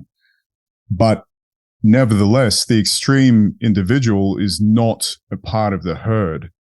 And there's a bit of a herd fetish in the right wing, particularly online, in online discourse. They're kind of like, oh, if you're not like a Catholic, you know, and you don't get married by age 19 and you just don't do what everyone else does, some heckin' wholesome stuff, then you're a fucking failure. Forget about it. You're a degenerate. All those kinds of wisdom that you see from 21-year-olds that know about the world. I do like the idea that in nature, aside from this, that variability, so the mutant type, I guess what he called the wild card, is the thing that is interesting, because it's from people like this that interesting developments occur. And I think that like a large part of his work in some way was probably trying to get these techniques out to people who are potentially these kinds of wild card people. And I think he did explicitly state that in several of his books and interviews from memory. Do you have any thoughts on this? Because there is a bit of a fetish for normalization amongst some people, like being normal, which of course is just a ridiculous abstraction anyway. It doesn't really exist. When you go around and look at people, they're fucking bizarre. Like, and the people who are most normal, quote unquote, are often fucking out of their minds. Like, there's nothing normal about it. But I do like the idea of the wild card type, the talented type, you know, the type that we've been talking about, like Tim Leary, someone that has some sort of like high intellect, high IQ, high charisma, these different sorts of skills. Because when right now, sorry, this may sound a little confused, but in the past, and I think Nietzsche talks about this, if you have such an individual that pops up, then very often because of their circumstance, then they don't fully evolve in what they should be, because they get held down by everyone else or held down by their circumstance. So you need a combination of luck, of birth, and all these different other things to have a special person arise.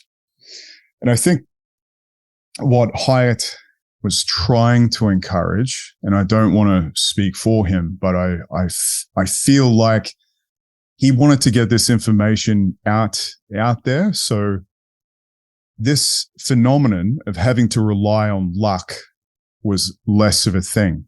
And that if such individuals were out there with these great traits or wild card traits or variable traits, that they would have tools and skills to be able to fully realize themselves with more ease than what it's been like in the past. How do you feel about that? The cult of normality that we see these days, like people fetishizing normality.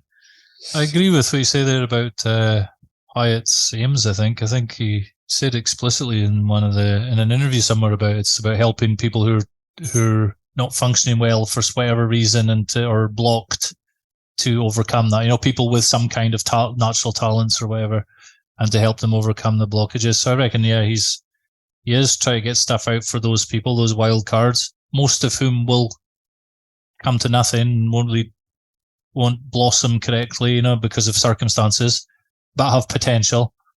And the normal thing, this is all political sides are obsessed with of a kind of a herd mentality. I think that's just the way it is for most people. They just even a lot of the non-herd people are just going to their own herds anyway. It's like just seems to happen. Yeah. So what about this idea of the variable type as being dysfunction, like, which I guess we've said that. Well, but they being will be spitefully dysfunctional in an evolutionary sense. Like so you mean how does that help the group in some way, or does do you mean? Yeah. So I think it does shaking things up a bit, because they're making it's almost like they're in one sense you could think of them as the virus that builds up the immune system or whatever, however it works, of the group, of the larger group, but also it's just going to make things they're going to be breaking up the little things, and it's like they're more like the jester in the court, so they're not the king running things, making it happen. They're the jester making little jokes and niggling around the side and stuff. They're shaking it up a little bit and not letting things congeal so much. So there's definitely like and let off steam a little bit. So there's probably group benefits on the evolutionary point of view from that, but it can become a culture and it can overtake everything like now. Whereas like that's a big thing now, rather than it being, it's probably healthy in a small. Many things are good in a small dose. They're good for the larger. They're good for the whole in a small dose, and then once it gets a large dose, it's bad for the whole. So it could be something like that. But the normal thing, everyone has their own definition of normal, and they just want people to be more like them, or more. They want people to be more like the way they think they are, because it's usually not the way they are, or they want to be more like the way they say they should be. Yeah, it's the abstraction. That's their normal. Yeah, it's just invented. It's made up. It's like some things are real. Like where are people living? How are they making money? How do they eat? Those things are real.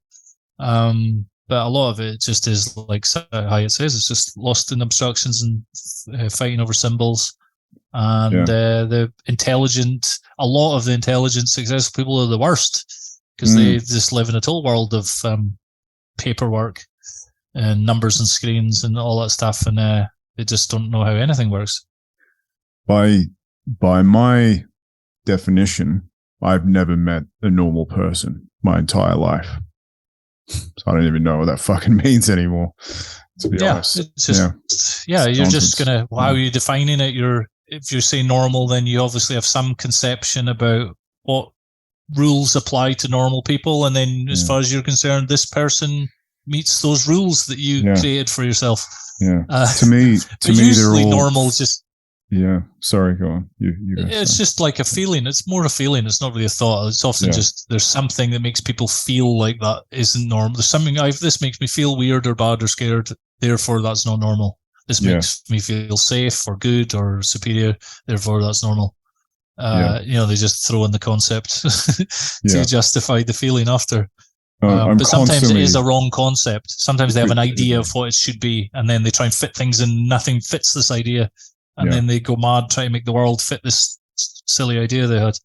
Yeah, or particularly the young guys dispensing advice and trying to make the world, a 16th century Catholic country again. I tell you now, guys, that's destined to fail. That one. Especially since it's totally America's downstream of the Reformation. That as well.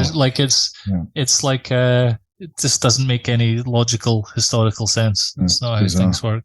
Although this is how things work at a time like this. Everyone falls back on all these old ideas and sort of modern simplified versions of older, more complex stuff that worked.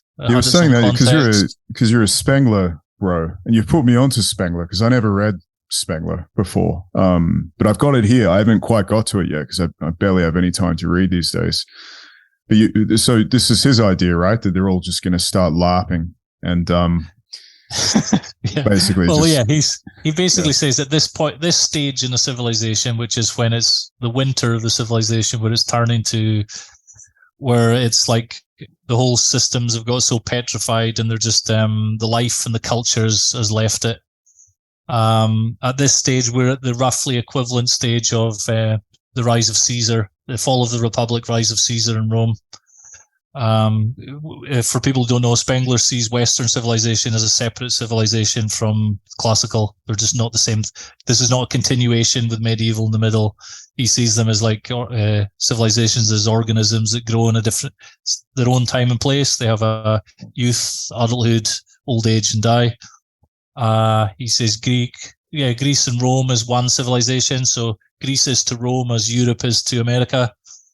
Western Europe is to America, and our civilization is at the stage now where it's Caesar time, and at Caesar time you'll get there's like the strongman military guy who's independently wealthy and but has public is popular is a populist.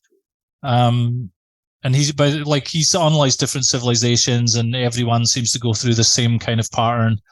And you can recognise that the patterns at different. You can recognise the equivalents. So, like Napoleon is the equivalent of Alexander the Great. Caesar, the equivalent of Caesar in the West, hasn't arrived yet. But he says around this time, because of the way the culture is dead and all the old forms are just playing out, repeating themselves. Think of Hollywood just repeating the same stories, different versions of the same thing over and over. There's no life left in it. That's the perfect example of again. Fuck's sake. But Spengler, yeah, exactly. Yeah. So Spengler's idea is this is the end of all civilizations, the declining period, and around the same time as that happens, because everything just starts falling apart. Some strong leader takes over, and it all just becomes about just fighting over empires. Fighting over power. It's just for raw power. There's no like cultural meaning left. It's just raw power of warlords or whatever. And but at the same time, there's Spengler's ideas is that there will be a second religiousness, which is all the old religious forms will appear in sort of new simplified versions. So you'll get people you'll get like reconstructions of all the original religion of that civilization. So, around that time in Rome, they started, like old cults of older things and other things and other nearby civilizations started becoming popular. Here you get, we've had like all the different things. So there's been the cult revival. There's been the, like neo-paganism. There's been all the Christian, traditionalist stuff. Going back to that stuff. So you're seeing like sort of simplified kind of skeleton versions of the old original source religions coming out in ways that we would now call LARPing. Yeah. Yeah. Well, I hope life extension isn't a thing, because I'd just rather not live to fucking see all that shit. To be honest, it's just die. I don't know how much more of this I can handle, this whole thing. But just go to Mars. Just go to Mars. It'll all be fine on Mars. It could be, yeah. Or I was thinking somewhere in the Caribbean would be good. I could handle that. Just on a nice island somewhere where I can just be left alone. But I suspect they're not gonna allow that. But anyway, interesting times, I guess, at the least. So let's go on to the next clip. We'll do one more. I think we have time for one more. One last thing about that. Oh yeah, sure. Sorry. At this time in history, so Hyatt's idea about the undoing yourself and becoming an extreme individual, being able to do your own things without just being a slave to all your reactions and being able to navigate in the world without getting in trouble. Now is actually an important time to be able to do that for people. Now, it's not going to be everybody, but to learn kind of skills like that are going to be useful going ahead, because things are just going to get more and more. They're going to decline more and more. Doesn't mean there'll be a giant collapse and it's Mad Max. Doesn't mean that at all. It just means decline, things not working, spaces for some things will get more centralized and there'll be more central control, try to control things from the center. There'll be places where there isn't as much control. It's going to be much more chaotic in that sense, and much more variability in the civilizations. So for someone who's now has more variability in themselves, which means not being restricted to one set of reactions, one set of habits, one set of personality traits, that they're more flexible, they're going to be able to thrive in these things, or at least not be made mental, not go mad or be totally controlled. They'll at least have some options. So it's actually a more important time now than it was when Hyatt was saying this. Well, that's good.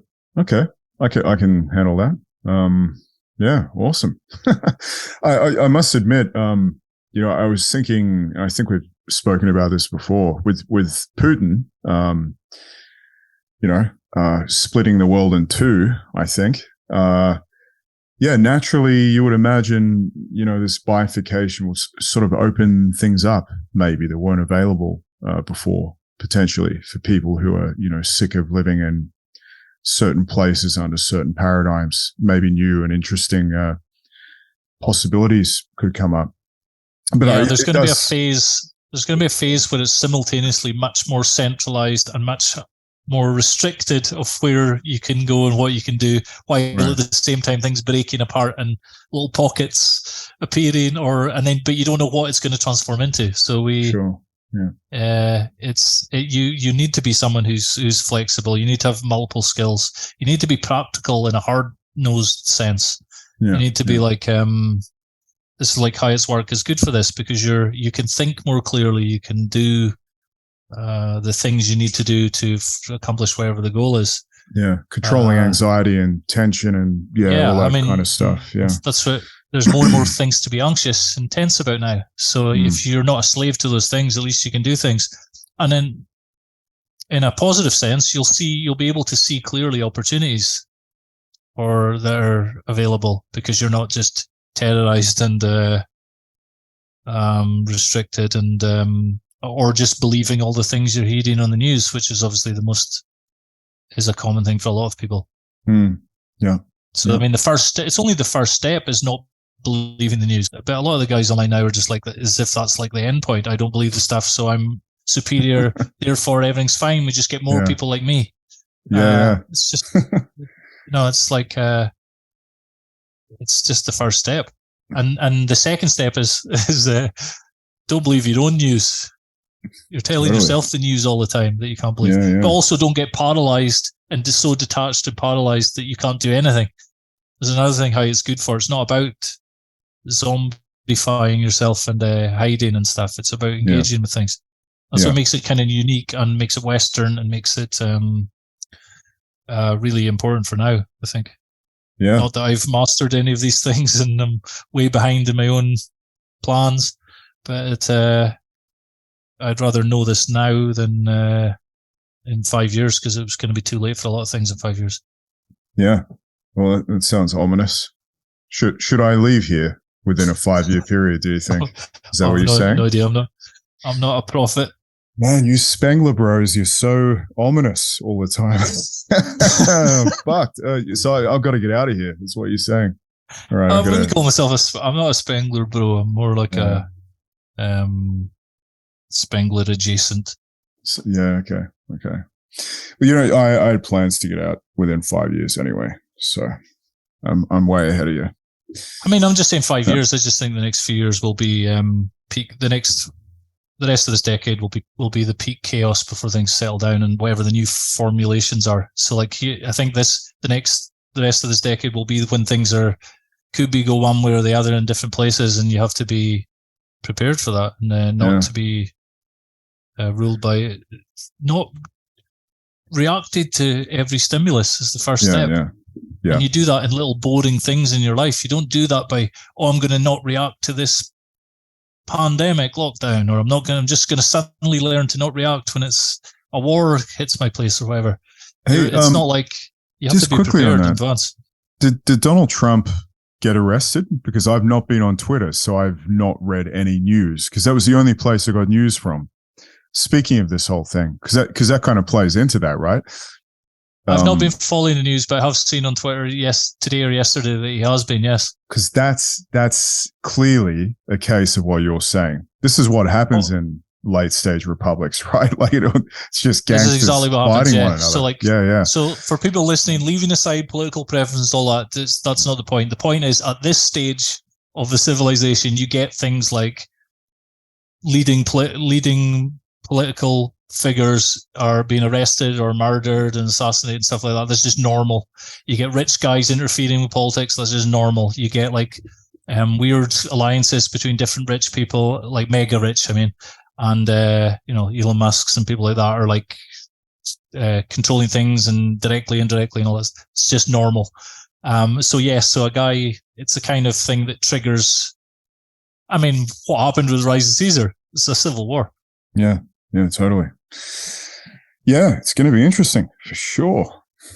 And Spengler's thing is this happens everywhere. It's just what happens. It's just there's a culture grows strong and it's built around one idea, and it's it grows. It's expressing itself. It's rising. It's getting richer. It's building things, and then it reaches a point where it can't grow anymore. Just like an adult, you just reach your peak and then you just start declining. You can decline in a graceful way and stay strong and do useful things and stuff, or you can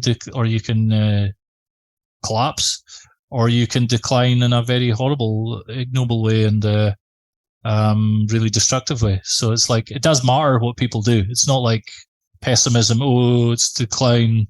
Can't do anything. Nihilism. It's not that at all. It's really it really matters what people do, but it's just there's only so many things you can do. You can't restart the culture again. It's just from Spengler's point of view, it's just not how it works. Yeah. And you can see that. You see people trying that little, like, it's not going to work. Although it's not to say some cultural things won't help things work better, because they will. It's like, it's not as simple as one side to anything. Yeah. So it sounds as if the variability at a time like this is quite important, because that's probably where the new cultural forms are going to come from eventually, right? Like you're in the early stages of new streams arising. For creative people, instead of thinking, how am I going to save this culture or get back to some imaginary earlier part of the culture and make it more like that, instead of that, it'd be think, I'm the guy that's creating things in amongst the chaos that might be the thing later. Might be a few hundred years, you might not see it, but at least you've some kind of meaning in doing stuff like that. It's not like instead of fantasizing about things, but this this is exactly analogous to how people think about themselves.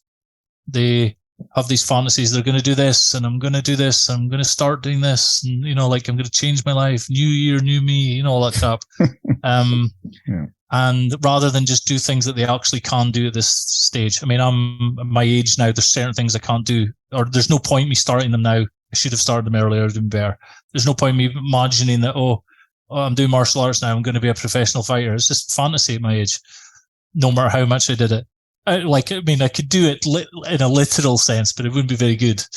That kind of thing. So there's like things that there's only certain things that are available to you now. If you're a woman a certain age, you can't have children now. It's just facts. There's ways around it, other things you can do and stuff. So, but it's exactly the same as civilization. It's like we're at the elderly stage now, and it's fallen down the stairs a few times.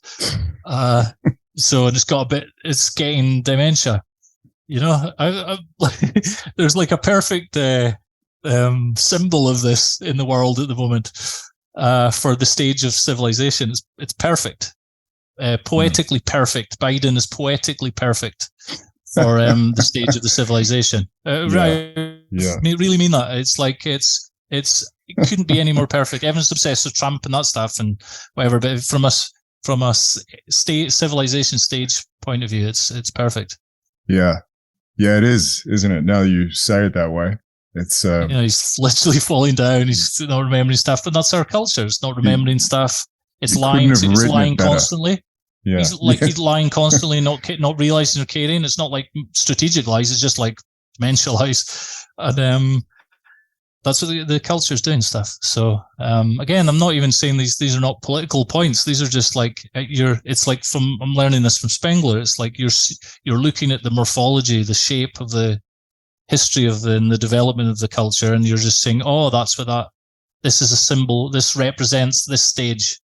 So when I'm looking at Biden saying that, it just represents this stage. It's like a good poetry, almost. It's got nothing to do with this policy and that policy. It's none of that shit. I don't think like that. I'm not interested.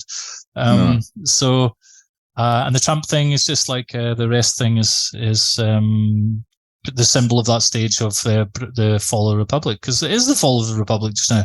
What else is it? And who cares what side is the right guy gets? They're all the same thing, which is the fall of the Republic, but what comes out of it can be different depending on what the two sides do. So it's not like it doesn't matter. So this is the kind of thing on Twitter it's hard to talk about without somebody just thinking you're a nihilist. Yeah. I don't see it as nihilistic. I don't even think nihilism is a thing. The more I think about it, like we can't help not. Like even not having a meaning is a meaning. Yeah, exactly. Think about it. It's literally not a thing. Yeah. We just can't help it. We're meaning generating animals. We just go around fucking making meaning out of just nothing. So, I wish I could stop making fucking meaning for a second.